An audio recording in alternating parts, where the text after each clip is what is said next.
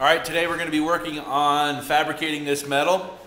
We're going to get it set up so that we can graft it together. We're going to be using some butt weld clamps. I'll kind of take you over here and show you what we're doing. As you remember from yesterday's video, we have this big gap that we have to fill in. So we're going to cut this piece off and we're going to kind of bend it out and we're going to section it to fit from here to here, and we'll add some metal. We're going to be using some butt clamps to clamp this together. These go right in between here, and you just put the metal up in between there. We'll show you how these work. Then we also got to cut out the factory bracket where the mount was for the arm, for the bottom slider on the door. Since we're not going to be using that, we can just drill out these spot welds right here. Okay, I think there's 5 or 6 of them, and then we're going to cut this out so that we can fabricate this to the new wheelhouse. So we're going to go ahead and get started on today's lesson, and we're just going to start doing some metal fabrication. Now that we've got now that we've got some metal cut, I've kind of got my mind still on the wood frames that I built. But now that we've got some metal cut, we can go through and we can start doing some fabrication. I'll show you how to build pieces. I'll show you how to just kind of line things up, and you know, you can pretty much make anything you want when it comes to metal, because if you cut too much, you can just weld a new piece of metal on. If it's too big, you just cut it off. That's the nice thing about metal. As long as you're not afraid of it and you know how to kind of manipulate it and twist it. I was watching some videos last night, Jesse James, when he first started West Coast Choppers, and he used to make and hand fabricate all of the gas tanks, kind of like what Orange County Choppers does. But it was just kind of cool to see like the old school technique with the English wheel and the sandbags and all the different tools that they used back in the day when they would hand fabricate these gas tanks. That's kind of what we're going to this. We're going to hand fabricate this because this has never been done before. So I'm going to put you over here on the tripod, and we're going to get to work and show you what we can do today.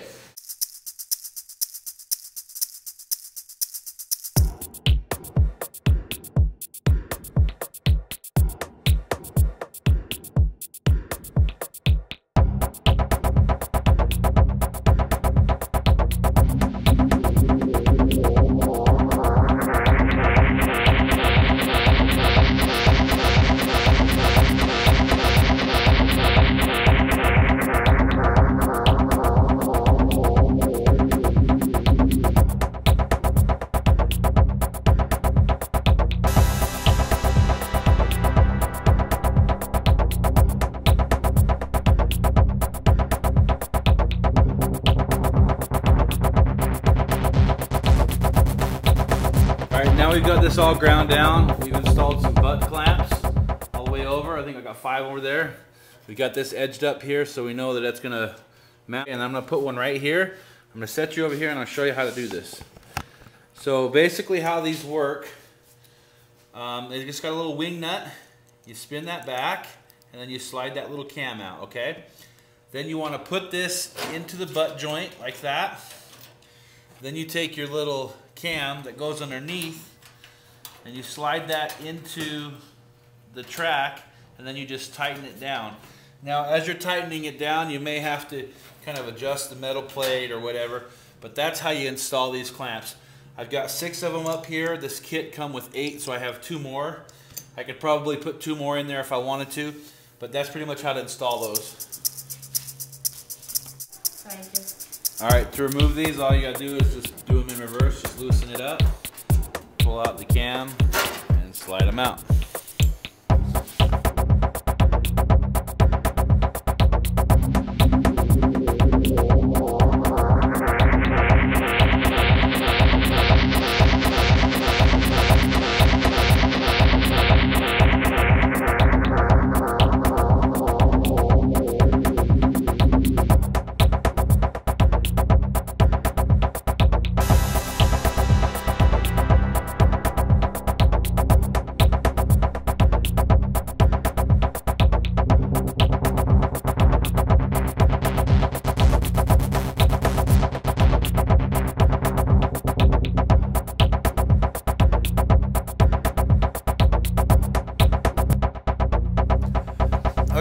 I think today we're pretty much to an idea where I can show you how this idea come to be.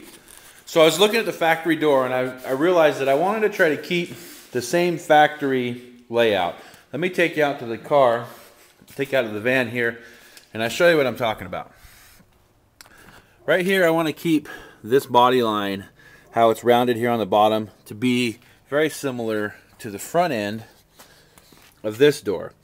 But since we're putting it all on that side, we need to try to mimic this. So I realize the body line right here changes and goes straight down to a round corner.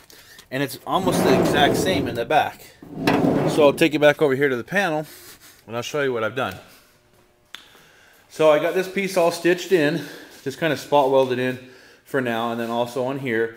And so I took this piece that we actually cut out.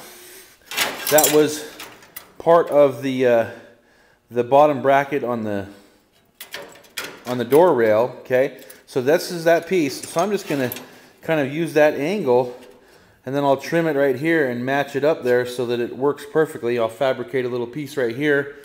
But the nice thing is, this was the actual piece that was inside of this, and they're the same angle. You put them in top, they're the same angle. So less fabrication is always best if you can all avoid doing too much fabrication. So what I'm going to do with this is I'm going to cut this, and I'm going to make this go straight across so that it matches this angle, and then I'll go up to here and I'll carry up my body line up to here, and so I'll fabricate in here. So the reason I want to do that is I want to try to keep it, you know, the same, you know, systematic as the other side, so that when this is all done, it looks like it was factory made. So that's kind of the cool thing about doing fabrication, is as you start cutting it apart and start looking at it, it's really hard to see it from the outside. Sometimes you can get a visual in your head, but until you actually start cutting metal and start welding things, it doesn't really make sense until you can actually lay things out and get an image of what it's going to look like. And then you can cut and fabricate and trim however you need to. So that's pretty much it, what we're doing for today. Tomorrow's video, we will show you how to cut this, fabricate, build some pieces, build some patch panels. And then, so we'll come back on tomorrow's video. And this should be pretty much done for the inner structure. Then we'll come in and we'll graft this skin to this door now that we've got the structure almost done. So anyway, we'll talk to you next time.